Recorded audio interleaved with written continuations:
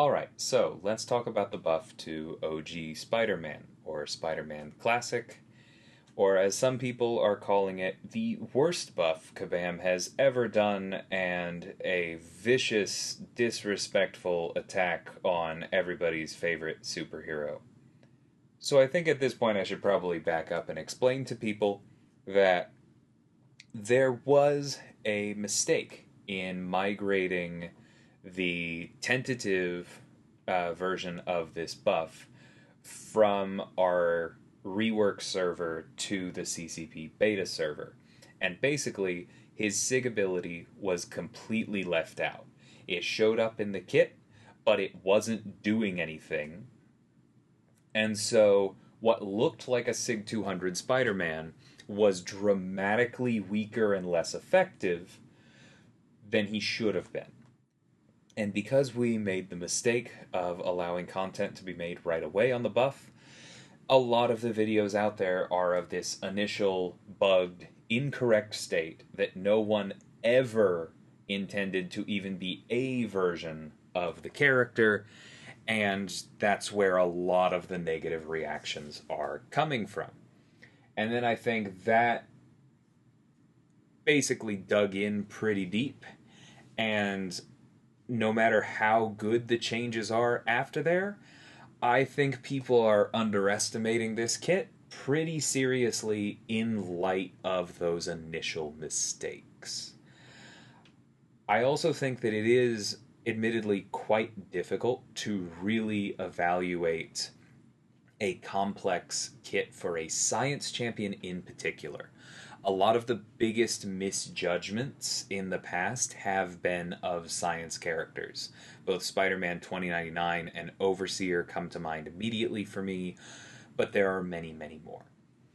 And so I would like to try and clear up some of that misunderstanding and give you guys an idea of why I think this is a very powerful buff, of where I believe the designer was going with it, and why this is actually extremely worthy of Spider Man and his high level status, rather than just being something we slapped together in an hour, as I've seen some people imply.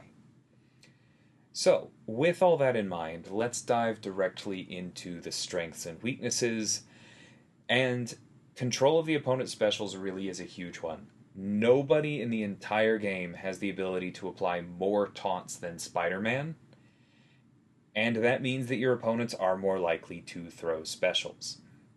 Now, I do need to clarify that if you are on the other side of the map, sometimes taunts are not going to be very effective because the AI knows it cannot possibly hit you. But when you are close enough for that to not be an issue, Spider Man is turning the AI bias towards throwing a special attack so high that although it's never a guarantee, it is closer to one with him than it is with anyone else. Because remember, every single taunt is a 70% bias there. Additionally, he is extremely sustainable. Every taunt, in addition to being an AI bias, is also a weakness effect. Now, his taunts are intentionally relatively weak weaknesses, but he applies so many of them that they add up to a pretty big reduction to the opponent's attack rating, and therefore a boost to his effective health. And I also need to explain, for those of you who haven't heard me give this spiel before, that weakness is particularly powerful because it applies after all other attack modifications. And so if you have a character who has, let's say, 100 base attack, and then they have a 200% fury, so they have 300 attack, right? A 50% weakness isn't a reduction of 50. It's not going to take that 300 to 250. It's a reduction of 50% of the modified total. A 50% weakness takes that 300 all the way down to 150. And so that's why I say it's an effective buff to Spidey's health. Now, weakness caps at 90%. It can't go above that. But if you are reducing your opponent's attack rating by 90%, you effectively have 10 times as much health. And so, given that Spider Man has access to so many taunts, which are themselves weaknesses, and therefore is pretty much always going to be at the cap for the Inequity Mastery, even if you have 1 point, he's probably always maxing out that 36% weakness. He is one of the best characters in the game at hitting that weakness cap, and therefore has a lot more effective health than it looks like he does. Now, watch out for certain effects which scale with base attack only. These are actually still going to be dangerous for him. But anything that relies on attack rating, like a bleed that would normally hit him, or of course just blocking or being hit, he can cut those by up to 90%. It's pretty nuts. So just keep that in the back of your head for how tanky this guy is. Additionally, as the spotlight points out, he has a pretty darn high evade chance. And I know from personal experience how much even a 15 or 20% chance can save you from playing Mr. Fantastic. Combine that with his tankiness, he's a lot safer than he looks if you just focus on his health number. Additionally, he's really good at countering evade and unstoppable. His decelerate effect is a flat reduction of ability accuracy for evades and unstoppables, meaning that if your opponent has a 3% chance to evade and you have a 3% decelerate, you have turned off their chance to evade. And so a whole host of very annoying defensive mechanics are just instantly shut off by this 50% decelerate. So keep that in mind. It's a really powerful ability. We move on to weaknesses. Like this says, special attacks with a lot of hits in them, or even heavy animations with a lot of hits in them, like, say, Hyperions, are going to be a problem for Spider-Man because it's going to be harder to keep his webbing up. We'll talk about what webbing is later, but keep that in mind. As with many science champions, he does rely on his debuffs. So if you're facing somebody like Kingpin or Mole Man who's going to chew through those debuffs, you might have some problems. And a fair amount of his damage does rely on stun, and so you're probably not going to want to use him against a stun immune fight. So the actual abilities, all of his basic attacks have a 25% chance to inflict a taunt debuff for 7 seconds. And their starting weakness value is 1%. So 5 taunts, 5% reduction in attack rating. This chance, of course, increases by a flat 75% against stunned opponents. And again, what flat means here is that means you just add the 25 chance to the 75. When your opponent is stunned, you have a 100% chance to inflict these taunts. So you can stack these pretty quickly just by parry, medium, medium. Spider-Man has a 2% chance to evade for each taunt effect on the opponent, and this adds up pretty quickly too. 2% by itself, not a lot. If you have 20 taunts on your opponent, that becomes 40%. It's pretty freaking high. But it doesn't trigger while blocking, and so it shouldn't catch you off guard if you don't want to evade. Duration of stun debuffs on non-skill opponents cannot be reduced. This means that Spider-Man is immune to Limber, which also means that if you are running the Stupefy Mastery, it can be extremely easy for you to land more than just a medium under the stun, and you're going to stack your taunts that much faster. He can take, say, like a Mystic character on Limber nodes, like I said, because his stun debuffs, including the ones from the Parry Mastery, just cannot be reduced. This has utility in a number of story content fights. This is incredibly powerful in Labyrinth of Legends, if you still need to take that, because he just ignores that part of the global. And then while the opponent is stunned, their ability power rate is reduced by 50%, so just at all times, you're cutting their Mystic Dispersion in half, you're cutting Hyperion's power gain in half, you're cutting the power that Hulkling would gain from converting a buff in half. Anything that isn't from actually hitting the opponent, just halved.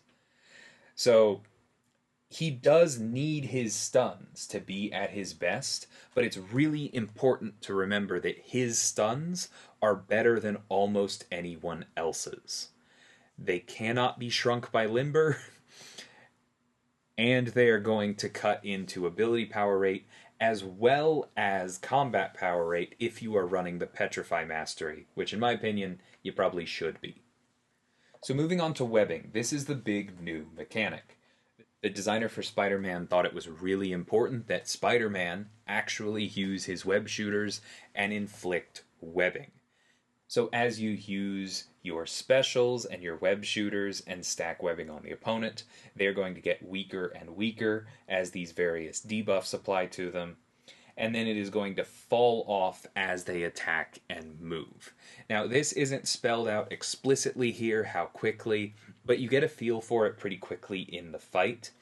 If you can keep an opponent backed up and they're not throwing their specials very much because you're controlling their combat power, like I said, the Petrify Mastery is very good for him. Or if they are throwing specials, but it's relatively short specials, think like Deadpool's Special 1, and you aren't letting them do full combos into your block, or you're not letting them dash back and forth around the screen, then webbing will fall off very, very slowly. It can be very easy to keep it on an opponent. But opponents with a lot of hits in their special attacks, think somebody like Apocalypse or Winter Soldier Special 2, or again in stun immune fights where it might be harder to stop your opponent from throwing full combos into your block, it's not going to be as durable. So this is a powerful ability, but it does have its limitations. Think about the outlines of a fight before you head into it. So when you have one or more webbing up, you get a debilitate debuff, which makes all of your debuffs last longer, including your parry stuns. So as soon as you get one webbing up, because remember, you're also ignoring the limber mastery, even in war, you're going to be able to do medium, medium, medium, light, light, light, medium combos, and on average, you should get 4 or 5 taunts from those 7-hit combos. Very powerful ability. At 2 or more webbing, you're going to get a decelerate debuff on the opponent. And as we talked about, that is just going to shut off low chance evades.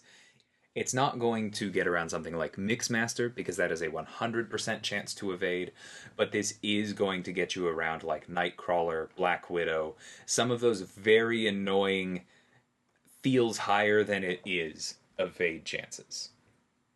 And then at 3+ webbing, you're also going to get a suppression debuff. Reminder, suppression reduces the opponent's combat power rate. And so again, this will stack with the Petrify Mastery.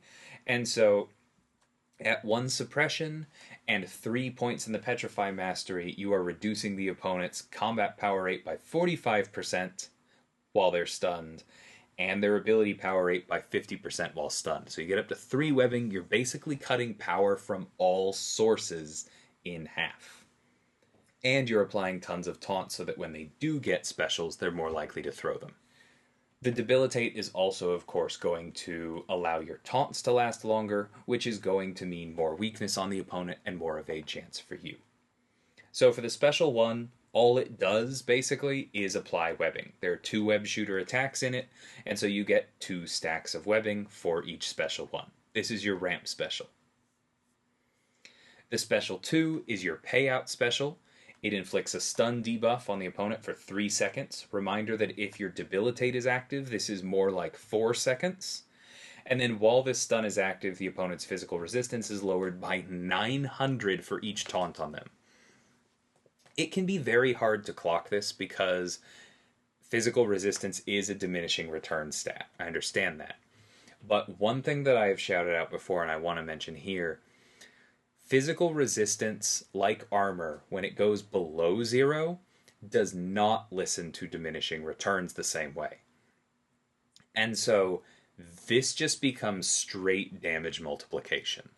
It doesn't, like, each additional taunt isn't going to be less effective at boosting your damage. Each additional taunt is just, boom, that much more damage from anything physical, which is going to be all of your hits. And so while this stun is active, you can have 4 seconds of just doing an absurd amount of damage to the opponent. Yes, it is pretty concentrated in that 4 seconds, but this is a payout special, right? To me, this one feels a little bit like Guardian. You throw a few special ones, you get your webbing up, you build up a ton of taunts, kind of like Guardian's force field charges, and then you cash out with the special 2. The special 2 itself is going to do a decent amount of damage, but then you are going to follow up with a bunch of mediums, and it's going to work out really, really well. Special 3 is again quite simple. This is for use against opponents where it is hard to keep webbing up, and so you just apply 5 stacks at once. If the special one isn't working out for you, even though the special 3 is less effective at stacks of webbing per bar of power spent, the fact that it's 5 all at once is going to get all of your debuffs up, and then you have to worry less about each one falling up or falling off as you get to the next bar of power. This can be really nice if the fight is kind of spiraling away from you. Moving on to the signature ability, this is again the part that was not working early on in the beta.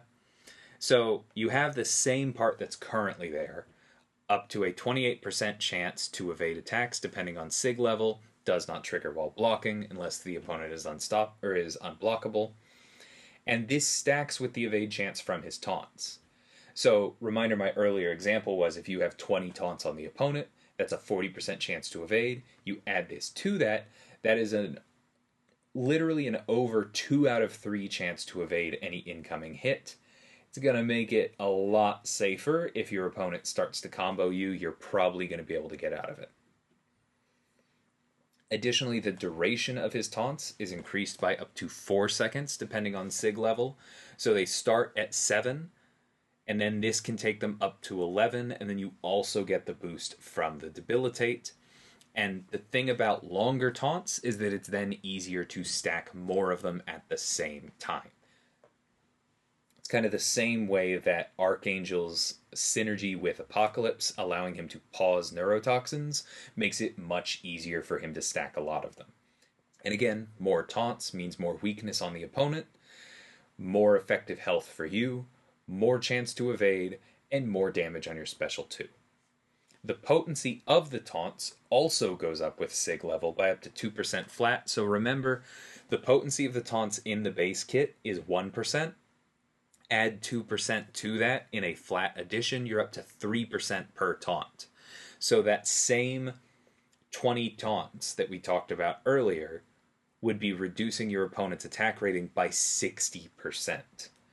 If you're running the Inequity Mastery, that 60% is going to go up by over 30%, and you are now at the weakness cap, and like I said earlier, have 10 times the effective health. Additionally, when you get to 4 webbing, you get an extra stack of each of the webbing debuffs. So this means you get another debilitate, and all of your debuffs last longer. You get another decelerate, and now you're shutting down abilities up to a 100% chance.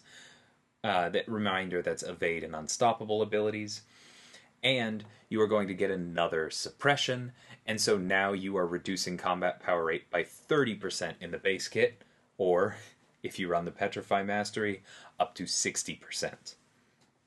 I keep mentioning Masteries, and I know not everyone runs these, but I do want to call out that a lot of people run these, and they are important to how I see him scaling in the late game.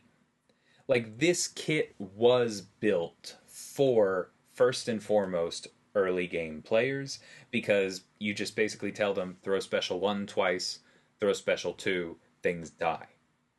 And along the way, you're going to have this high evade chance, and you're going to be reducing the opponent's attack rating, and you're going to feel like you're not taking a lot of damage. That's very nice.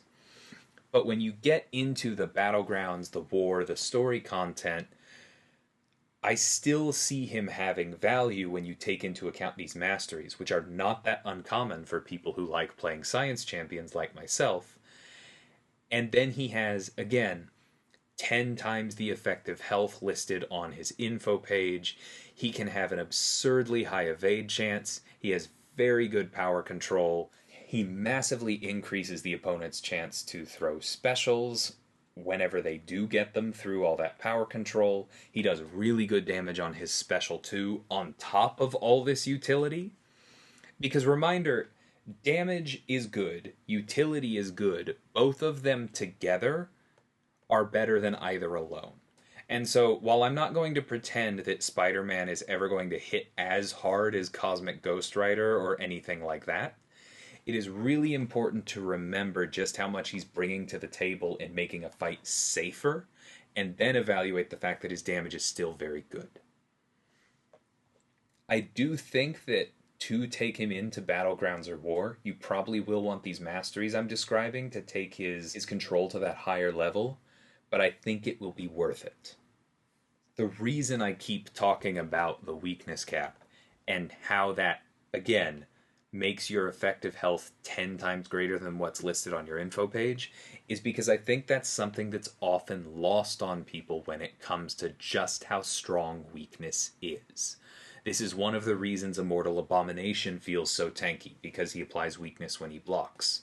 This is one of the reasons that Titania feels so tanky. This is one of the reasons that Reed feels so tanky, especially against specials. This is a very powerful effect, and it should not be underestimated, especially on a character that a lot of people are underestimating. So moving on to the synergies, we have a few new unique ones. We have You're Like Me giving another chance to evade, follows the same rules for all of them, but because this also applies to himself, this takes his chance to evade that much higher. And this just increases the floor, right? You don't need any debuffs active for this. Onomatopotent with Wolverine and Nightcrawler. Obviously, love the name of this. Thwip, Snicked, and Banned for all onomatopoeias. And so it's a great synergy name. This is going to make Wolverine's bleeds longer, which will apply to his critical bleeds and honestly scares me a little bit. It's going to make Nightcrawler's evadability accuracy higher, so you might actually be able to rely on it saving you. And it is going to make webbing fall off fully 50% slower, and so therefore make it much, much easier for Spider-Man to keep his utility up. With Dr. Octopus, you get an injury debuff, which basically just turns off their physical resistance. This is going to allow you to do more damage outside of your Special 2 stun. Dr. Octopus gets a 15% chance to evade for each active breakthrough. If you're playing Doc Ock at a high level, you can read this as... Actually, it doesn't say unique active breakthrough. I would have to check on that. This could be up to a 60% chance to evade. It might only be a 45 if it's unique. I can check on that later, but this is a pretty darn high chance to evade for somebody who already has very good power control, block proficiency, and healing. And then after that, you basically have a bunch of slight tweaks to older synergies. Because the kit doesn't look like it used to, they're all intended to be balanced roughly as they were. Spider-Man has a lot of very powerful synergy partners, so just keep an eye out for those, but I'm not going to go over all of them here. So, I think I've kind of beat this drum enough through this video. Obviously, I think this is a very good buff. I think this character has a lot of value, and I think it is being unfairly maligned by people who are seeing the final product, noticing that it's not very different from the CCP beta, which everyone hated, and then thinking that that means it's still bad. It's not, because, bluntly, it wasn't bad then. It's that almost all of the testing was a bugged form of it, and then the changes that have been made after the fixed form went onto the CCP are very powerful. Ignoring Limber, having always on control of ability power rate just by stunning the opponent, increasing his damage further. These are all very significant changes. And I think that his champion attributes on the spotlight, which I will link in the description, are pretty accurate. I think he's very easy to use. I think he has a solid amount of utility. He's extremely survivable, and his damage is above average. Again, it's not going to be setting records, but on a character this simple, this safe, and this useful, it is more than enough. Plus, he's still Spider-Man. He's going to be annoying as sin against anyone without a solid evade counter. So please don't sleep on this. When the update goes out, play him for yourself. Listen back to this video if you have to. Let me know in the comments what you think. I'm very curious to see where this one lands, but I hope to start seeing perception change on this one. Until next time, thank you so much for watching, and take care.